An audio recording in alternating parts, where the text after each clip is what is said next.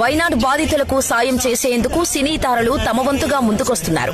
ప్రభాస్ గాయపడిన బాధితుల చికిత్స సహాయార్థం 2 కోట్ల రూపాయల ఆర్థిక సహాయం ప్రకటించాడు. మరోసారి రాజంటే ప్రభాస్ రాజు అని నిరూపించుకున్నాడు. తమిళ హీరో సూర్య, జ్యోతిక, కార్తీ కలిపి 50 లక్షలు, కమల్ హాసన్ 25 లక్షలు విరాళమిచ్చారు. అల్లు అర్జున్ 25 లక్షలు ఆర్థిక సాయం ప్రకటించాడు. Megastar Chiranjeevi, mega power star Ram Charan కలిపి ₹1 కోటి ఆర్థిక సాయం చేశారు. మలయాళ సూపర్ స్టార్ మోహన్ లాల్ స్వయంగా రంగంలోకి దిగారు. స్థానికంగా బాధితులను ఆదుకుంటున్న విశ్వశాంతి ఫౌండేషన్ కు తన వంతుగా 3 కోట్లు విరాళం ప్రకటించారు.